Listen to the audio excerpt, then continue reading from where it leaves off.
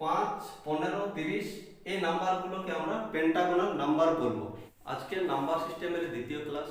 প্রথম ক্লাসে আমরা ডিজিট থেকে শুরু করে কম্পোজিট নাম্বার পর্যন্ত 9টা নাম্বার পড়েছি। আজকে 10 থেকে 19 পর্যন্ত নাম্বারগুলো পড়বো। কি কি নাম্বার আছে এখানে? Integers, rational number, irrational number, real number, imaginary number, complex number, triangular number, square number, pentagonal number, hexagonal number.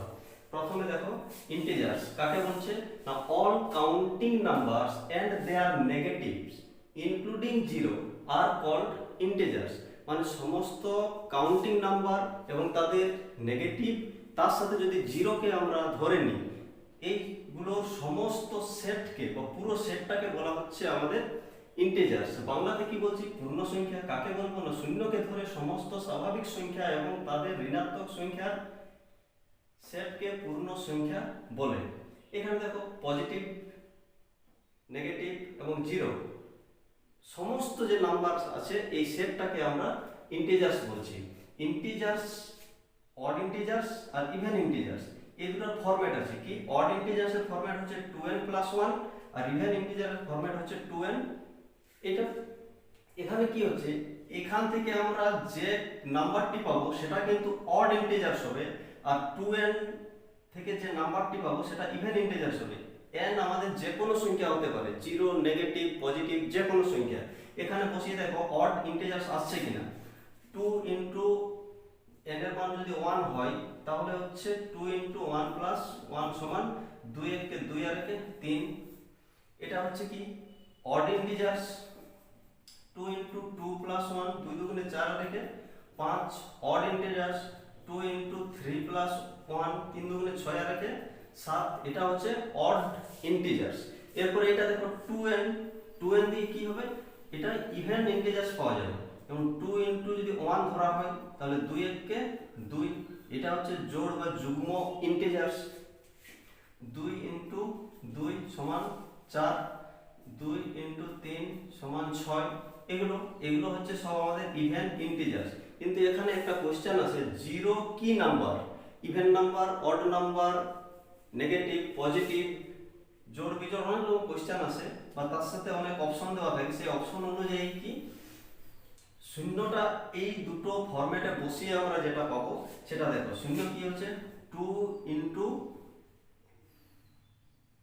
0 plus 1 যদি হয় তাহলে 2 শূন্য 0 একে 1 হচ্ছে, এটা আসছে না।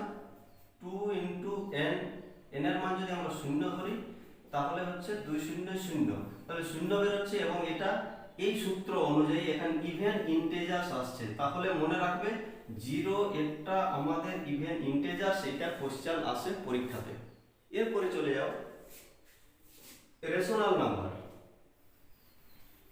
রেশনাল নাম্বার আমরা কাকে বলবো না, any number in the form of p/q, মানে এরকম ভগ্নাংশ আকারে বা p/q ফরম্যাটে থাকবে। হয় p and q আর ইন্টিজার্স। ইন্টিজার্স মানে আগে বলেছি জিরো, নেগেটিভ, পজিটিভ সব নাম্বার হতে পারে। and q not equals to 0, মানে এই q মানে নিচেরটা কখনোই জিরো হবে না। এই সংখ্যাগুলোকে আমরা রেশনাল নাম্বার বলবো। বাংলায় কি বলছি দেখো, মূলদ সংখ্যা কাকে বলছি না, যে সমস্ত সংখ্যাকে p/q আকারে প্রকাশ করা যায়, যেখানে p ও q দুটি পূর্ণ সংখ্যা এবং q অসমান মানে জিরো, মানে q কখনোই জিরো হবে না, তাদের মূলদ সংখ্যা বলে। যেমন কি 1, 2, -3, 0, 1/2, 22/7, √16। এটাকে √16 মানে 4 হয়, 4 কে আমরা 4/1 লিখতে পারি, ঠিক আছে। 10/3, এটাকে দশমিকে প্রকাশ করলে 3.333333 চলে আসবে। মানে এই দশমিক সংখ্যাটাকে আমরা এইভাবে প্রকাশ করতে পারি। মানে এটাও একটা হচ্ছে মূলদ সংখ্যা, এটাও একটা মূলদ সংখ্যা। এটা কি কিউব রুট 27, কিউব রুট 27 এর মান হয় 3, ঠিক আছে। 3 মানে কি, এটা মানে 3 ইনটু 3 ইনটু 3, মানে তিনটেই একটা বেরোবে, এটা সমান হয় 3। তাহলে 3 কে আমরা 3/1 লিখতে পারি, মানে p/q আকার হয়ে গেল আমাদের। এইজন্য এটাও একটা হচ্ছে মূলদ সংখ্যা, ঠিক আছে। তাহলে মূলদ সংখ্যা কাকে বলে আমরা বুঝলাম। আরেকটা বাংলা কথা যেটা হচ্ছে, যে সংখ্যার মূল সঠিকভাবে নির্ণয় করা যায় সেগুলোকে মূলদ সংখ্যা বলা হয়। এগুলো ধরে নাও √2, এটা দশমিক দিয়ে কিন্তু আসে এবং এটার মান সঠিকভাবে কিন্তু p/q আকারে প্রকাশ করতে পারি না, এজন্য এটা মূলদ সংখ্যা নয়। এরপরে আসছি যে অমূলদ সংখ্যা আমরা কাকে বলবো। তাহলে এখানে বোঝা গেল যে মূলদ সংখ্যা কাকে বলছি। এরপরে ইরেশনাল নাম্বার কাকে বলবো আমরা। এ number which cannot be expressed in the form of p/q is called irrational number। যে নাম্বারটাকে আমরা p/q ফরম্যাটে প্রকাশ করতে পারবো না সেটাকে ইরেশনাল নাম্বার বলছি। বাংলায় কি বলছে, অমূলদ সংখ্যা কোনগুলো না, যে সমস্ত সংখ্যাকে p/q আকারে প্রকাশ করা যায় না, যেখানে p আর q দুটি পূর্ণ সংখ্যা হবে এবং নিচের যে q কখনোই 0 হবে না, তাদের অমূলদ সংখ্যা বলে। যেমন কি √2, এটার মান পুরোপুরি p/q আকারে কখনোই প্রকাশ করা যাবে না। √7 পাই ই। আবার কি বলেছে যে অনাবৃত দশমিক সংখ্যা, যে দশমিক সংখ্যাগুলো পরপর আবৃত হয় না, যে দশমিকের পরে কোনো একটা সংখ্যা বা কোনো দুটো সংখ্যা বা কোনো তিনটে সংখ্যা পরপর আবৃত হয় না, সেই সমস্ত সংখ্যাগুলোকে আমরা অনাবৃত সংখ্যা বলি। এবং সেই অনাবৃত সংখ্যাগুলো কিন্তু এক একটা সংখ্যা। এখানে বলা যাচ্ছে, আমাদের মনে কোশ্চেন আসতে পারে স্যার পাই সমান তো 22/7 হয়, সরি পাই সমান তো 22/7 হয়, তাহলে এটা মূলদ সংখ্যা নয় কেন? আমরা অ্যাকচুয়ালি পাই এর মান 22/7 নয়, পায়ের মান 22/7 ধরে নেওয়া হয়। ঠিক আছে, পায়ের মান 22/7 ধরে নেওয়া হয়। যে পায়ের মান কেন নয় বা পায়ের অ্যাকচুয়ালি মান কত সেটা আমরা পরে বলবো, কিন্তু এটা মনে রাখবে পায়ের মান কিন্তু 22/7 ধরে নেওয়া হয় আমাদের ক্যালকুলেশনের সুবিধার্থে। পায়ের মান অ্যাকচুয়ালি 22/7 নয়। ঠিক আছে, এটা যে দশমিক সংখ্যা বার হবে, এই দশমিক সংখ্যাটা কিন্তু অসীম দশমিক সংখ্যা এবং এর এখনো কোনো শেষ হয়নি। ঠিক আছে, বা পরপর আবৃত হয়নি, এই জন্য পায়ের মান কিন্তু 22/7 ধরে করা হয়। আর পায়ের মান অ্যাকচুয়ালি 22/7 নয়, এই জন্য পাই একটা আমাদের অমূলদ সংখ্যা। রিয়েল নাম্বার, ঠিক আছে, তো রিয়েল নাম্বার আমরা কাকে বলবো? Real number includes both rational and irrational number, মানে সমস্ত রেশনাল এবং ইরেশনাল নাম্বারকে আমরা রিয়েল নাম্বার বলছি। কি বাস্তব সংখ্যা কাকে বলে? না সমস্ত মূলদ ও অমূলদ সংখ্যাকে সংযোজন করে যে সমস্ত সংখ্যা পাওয়া যায় তাদের বাস্তব সংখ্যা বলা হয়। এটা কি আবার এখানে স্টার দিয়ে লেখা আছে, যে সমস্ত সংখ্যাকে সংখ্যা রেখায় বসানো যায় তাদের বাস্তব সংখ্যা বলে। এখানে দেখো আমরা লিখেছি এটা 0, এদিকে পজিটিভ নাম্বার, এদিকে নেগেটিভ নাম্বার, দশমিক নাম্বার, 22/7, √ওভার, সমস্ত নাম্বারগুলো কিন্তু আমাদের সংখ্যা রেখায় বসানো যায়। এই জন্য বলা হয় কি যে সংখ্যা রেখায় যে সমস্ত নাম্বারগুলো বসানো যায় সবগুলোকে আমরা রিয়েল নাম্বার বলি। ঠিক আছে, এরপরে ইমাজিনারি নাম্বার কাকে বলছি আমরা? ইমাজিনারি নাম্বার বা কাল্পনিক সংখ্যা বা অবাস্তব সংখ্যা, মানে যেগুলো বাস্তবে নেই। কি বলছে? যে সংখ্যাগুলি বাস্তবে নেই, শুধুমাত্র কল্পনা করা হয়, সেই সংখ্যাগুলিকে ইমাজিনারি, কাল্পনিক বা অবাস্তব সংখ্যা বলে। এগুলো এইচএসে আছে। ঠিক আছে, যেমন কি √1, এটাকে আমরা i দ্বারা প্রকাশ করা হয়। ঠিক আছে, এই নাম্বার যেমন √1 এর কোনো মানে হয় বা এটা বলতে আমরা কি বুঝি, তো এই জিনিসটা এটা কল্পনা করা হয়, বাস্তবে নেই, এটাকে আমরা ইমাজিনারি নাম্বার বলি। এরপরে 15 কমপ্লেক্স নাম্বার বা জটিল সংখ্যা কাকে বলবো আমরা? কমপ্লেক্স নাম্বার কি? Complex number includes both real number as well as imaginary number, মানে বাস্তব এবং অবাস্তব সংখ্যা নিয়ে যেটা গঠিত হয় সেটাকে আমরা কমপ্লেক্স নাম্বার বলছি। বাংলাতে কি লেখা আছে? জটিল সংখ্যা। যে সংখ্যাটি বাস্তব ও অবাস্তব সংখ্যা নিয়ে গঠিত হয় তাকে জটিল সংখ্যা বলা হয়। বাস্তব সংখ্যা যেমন এখানে ধরে নাও একটা x বাস্তব সংখ্যা আর y একটা বাস্তব, কিন্তু y এর সাথে i যোগ আছে, এইটা হচ্ছে আমাদের i টা হচ্ছে ইমাজিনারি নাম্বার। তাহলে এই বাস্তব এবং ইমাজিনারি মানে বাস্তব অবাস্তব এই দুটো সংখ্যা নিয়ে যে টোটাল সংখ্যাটা গঠিত হচ্ছে সেটাকে আমরা জটিল সংখ্যা বলছি। কি 5 + 3i, যেমন এটা একটা জটিল সংখ্যা যেখানে বাস্তব সংখ্যা থাকবে এবং অবাস্তব সংখ্যা থাকবে, এই দুটোর সম্মিলিত রূপটা হচ্ছে আমাদের জটিল সংখ্যা। ঠিক আছে, এরপরে দেখো একটা ইন্টারেস্টিং জিনিস, ট্রাইঅ্যাঙ্গুলার নাম্বার আমরা পড়বো। ট্রাইঅ্যাঙ্গুলার নাম্বার, এই যে ট্রাইঅ্যাঙ্গুলার নাম্বার বা বাংলাতে বলছে ত্রিভুজাকার সংখ্যা। মানে কি, কোনো একটা সংখ্যাকে যদি আমরা সমস্ত ডট আকারে প্রকাশ করি এবং সেগুলোকে, সেই ডটগুলোকে যদি সমবাহু ত্রিভুজ আকারে সাজানো যায়, সেই সংখ্যাগুলোকে আমরা ত্রিভুজাকার সংখ্যা বা ট্রাইঅ্যাঙ্গুলার নাম্বার বলি। এখানে দেখো একের পরে 3 পরপর 3টে ডট ত্রিভুজ আকারে সাজানো যাচ্ছে, 6টা ডট ত্রিভুজ আকারে সাজানো যাচ্ছে, 10টা সাজানো যাচ্ছে, 15টা সাজানো যাচ্ছে। তাহলে এই নাম্বারগুলো আমরা কি করে বার করবো, যে কোনটা আমরা বুঝবো যে এটা ট্রাইঅ্যাঙ্গুলার নাম্বার হবে কি হবে না। এখানে দেখো 1, এটা একটা ট্রাইঅ্যাঙ্গুলার নাম্বার। 1 + 2 3 হচ্ছে ট্রাইঅ্যাঙ্গুলার নাম্বার। 1 + 2 + 3 6 হচ্ছে ট্রাইঅ্যাঙ্গুলার নাম্বার। 1 + 2 + 3 + 4 সমান 10 হচ্ছে এটা ট্রাইঅ্যাঙ্গুলার নাম্বার।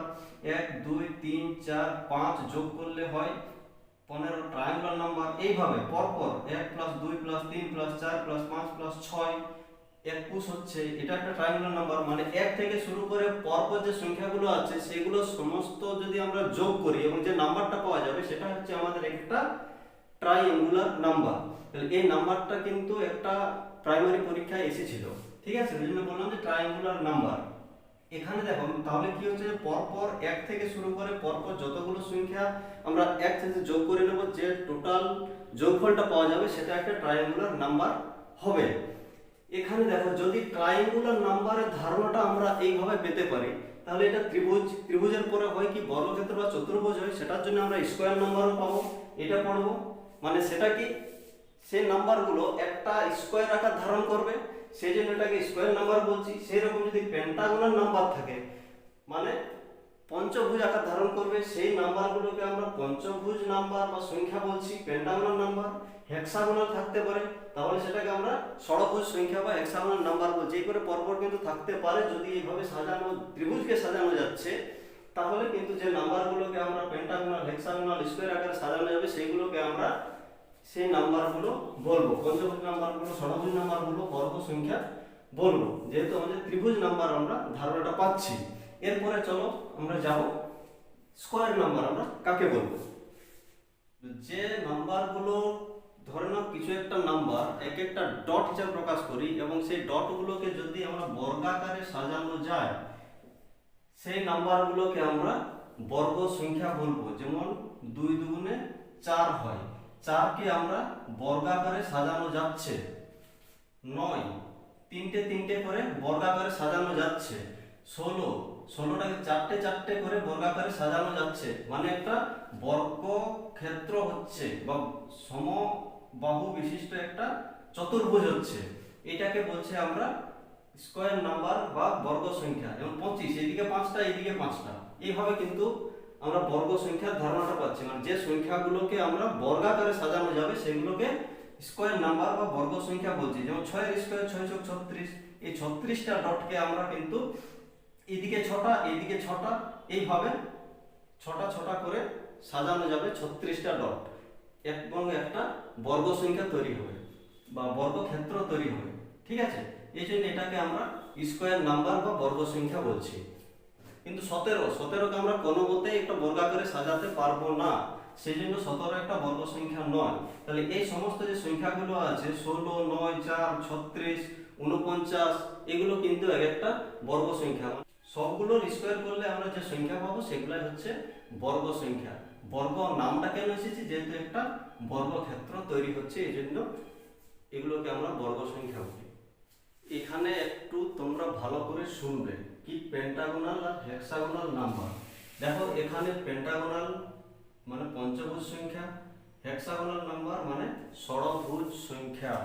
এই যে এটা কি এবং কিভাবে করছি সেটা একটু ভাবো, বা ধারণাটা কি। পেন্টাগোনাল হলো পঞ্চভুজ, দেখো এখানে পঞ্চভুজাকৃতি তৈরি হয়েছে, এখানেও পঞ্চভুজাকৃতি তৈরি হয়েছে, এটা একটা পঞ্চভুজাকৃতি তৈরি হয়েছে। পাঁচটা ডট নিয়ে একটা পঞ্চভুজাকৃতি তৈরি হয়েছে, এই জন্য 5 একটা পেন্টাগোনাল নাম্বার। 15 এখানে ভিতরে 5টা আর বাইরে আছে 10টা, এই 15টা নাম্বার নিয়েও একটা পঞ্চভুজাকৃতি গঠন করেছে, এই জন্য এটা হচ্ছে পেন্টাগোনাল নাম্বার। 15 30, এটা 30টা ডট নিয়ে আমাদের একটা পেন্টাগোনাল তৈরি হয়েছে, এই জন্য এটাকে আমরা পেন্টাগোনাল নাম্বার বলছি, সেম পদ্ধতিতে 6টা ডট নিয়ে আমাদের একটা হেক্সাগোনাল বা ষড়ভুজাকৃতি গঠন করেছে, 18টা ডট নিয়ে আরেকটা ষড়ভুজাকৃতি চিত্র গঠন করেছে, 36টা ডট নিয়ে আরেকটা ষড়ভুজাকৃতি চিত্র গঠন করেছে। তাহলে 6, 18, 36 এর পরেও আরো আছে, সেটা কি করে হবে বা কোন সূত্রতে হবে সেটা আমরা বলছি। এটা হচ্ছে 5, 15, 30 এই নাম্বারগুলোকে আমরা পেন্টাগোনাল নাম্বার বলবো। এর আগে আরেকটা জিনিস দেখেছো যে ট্রায়াঙ্গুলার নাম্বার, ট্রায়াঙ্গুলার নাম্বার সিস্টেমটা কি ছিল, 1 + 2 + 3 + 4, এইটা যোগ করে যেটা হচ্ছে সেটা আমাদের একটা ট্রায়াঙ্গুলার নাম্বার। তো আমাদের এক থেকে শুরু করে পরপর যে সংখ্যাগুলো আছে সেটা বার করার একটা সূত্র আছে, সেটা হয়তো আমি পরে বলবো বা এখনই বলে দিচ্ছি যে সূত্রটা কি, হয়তো মুখস্থ করবে তোমরা, কিন্তু কিভাবে সূত্রটা বার হচ্ছে সেটাও কিন্তু ওই ট্রায়াঙ্গুলার নাম্বার থেকে বার হচ্ছে, সেটা কি করে হবে পরের ভিডিওতে আমরা বলে দেবো। আমি কিন্তু লাইভ ক্লাসও বলেছি, ঠিক আছে। তো এই যে নাম্বারগুলো বার করার জন্য ট্রায়াঙ্গুলার নাম্বার ক্ষেত্রে, ঠিক আছে, ট্রায়াঙ্গুলার নাম্বারের ক্ষেত্রে হচ্ছে কি n × n + 1/2। এটাতে ধরো n এর মান আমরা 1 ধরলাম, n এর মান যদি 1 হয়, 1 আর এটা হচ্ছে 1 + 1 মানে 2, এটা হচ্ছে 2, এটা সমান কত হবে 1 × 2/2। এটা কেটে গেলে আমাদের কি হচ্ছে 1 বের হচ্ছে। তাহলে 1 একটা কিন্তু আমাদের কি ছিল, ট্রায়াঙ্গুলার নাম্বার ছিল। এখানে n এর মান আমরা 3 ধরো, কি হবে 3 × 3 + 1/2 সমান কত হচ্ছে 3 × 4/2। এটা কেটে গেলে 2, মানে 3 × 2 = 6। 6 একটা আমাদের ট্রায়াঙ্গুলার নাম্বার। তাহলে এইভাবে এই সূত্রে আমরা এখানে n এর মান যে কোনো সংখ্যা বসিয়ে যেটা পাবো সেটা হচ্ছে আমাদের একটা ট্রায়াঙ্গুলার নাম্বার। এখানে দেখো সেই ট্রায়াঙ্গুলার নাম্বার কিন্তু পেন্টাগোনাল যেটা আছে, এখানে দেখো আমি এটা একটু মুছে দিচ্ছি, এটা একটা ত্রিভুজ হচ্ছে,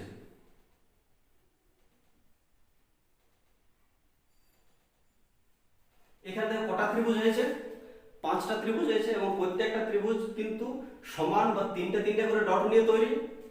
তাহলে এই যে এখানে এটা আছে, এই সূত্রটায় এখানে কটা আছে, 1, 2, 3, 4, 5টা ত্রিভুজ হচ্ছে, এবং প্রত্যেকটা ত্রিভুজ 3টে করে ডট নিয়ে তৈরি। তাহলে এই যে এটা আমাদের ট্রায়াঙ্গুলার নাম্বার ছিল, এটা কি এক একটা ট্রায়াঙ্গুলার নাম্বার, কটা ট্রায়াঙ্গুলার নাম্বার আছে 1, 2, 3, 4, 5টা। এখানে যদি 5 বসাই তাহলে কিন্তু এটা হয়ে গেল আমাদের পেন্টাগোনাল নাম্বার বা পঞ্চভুজ সংখ্যা বার করার সূত্র, ঠিক আছে। এখানে এটাতে দেখো আমরা যদি এটা মুছে দিই, এখানে দেখো আমরা 3টা করে ত্রিভুজ যদি বানাই,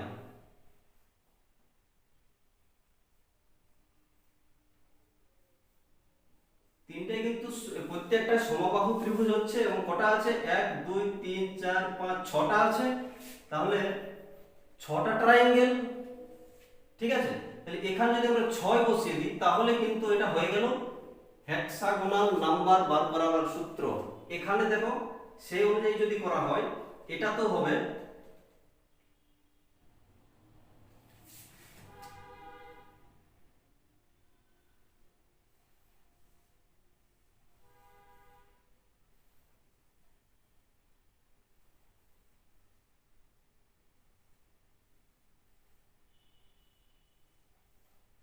এখানে দেখো একটা এই 6টা ত্রিভুজ হয়েছে, 6টা ত্রিভুজ কটা করে আছে 1, 2, 3, 4, 5, 6, প্রত্যেকটা দেখো 6টা ডট করে আছে, মানে এক একটা ত্রিভুজ হচ্ছে, এবং সেটাও মানে ট্রায়াঙ্গুলার নাম্বার। এখানে কটা ট্রায়াঙ্গুলার নাম্বার নিয়ে গঠিত 6টা। তাহলে এখানে যদি 6 বসিয়ে দিই, 6 × এই ট্রায়াঙ্গুলার নাম্বার, তাহলে একটা হেক্সাগোনাল নাম্বার আমাদের পাওয়া যাচ্ছে। এইভাবে কিন্তু এটা হলো হেক্সাগোনাল নাম্বার, ষড়ভুজ সংখ্যা। এটা নিশ্চয়ই বার করতে পারবে, আর বুঝতে পেরেছো? যদি বুঝতে না পারো আমাকে কমেন্ট করবে। তাহলে কি হলো আমাদের, এটা 5 × n + 1/2, এইটা হচ্ছে আমাদের পেন্টাগোনাল নাম্বারের সূত্র। এটা হচ্ছে কি n × n + 1/2, যেহেতু এটা হেক্সাগোনাল এখানে 6 গুণ করে দাও। এইটা হয়ে গেল আমাদের হেক্সাগোনাল নাম্বার বার করাবার সূত্র।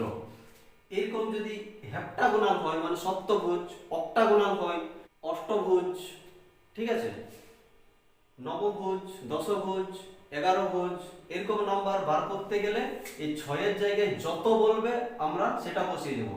অষ্টভুজ বললে 8 বসাবো, নবভুজ বললে 9 বসাবো, দশভুজ বললে 10 বসাবো, 11 বললে 11, যত আমাদের দরকার সেটা আমরা এই সূত্রটার সাথে তত গুণ করে দিলে আমাদের সেই নাম্বারটা বেরিয়ে যাবে।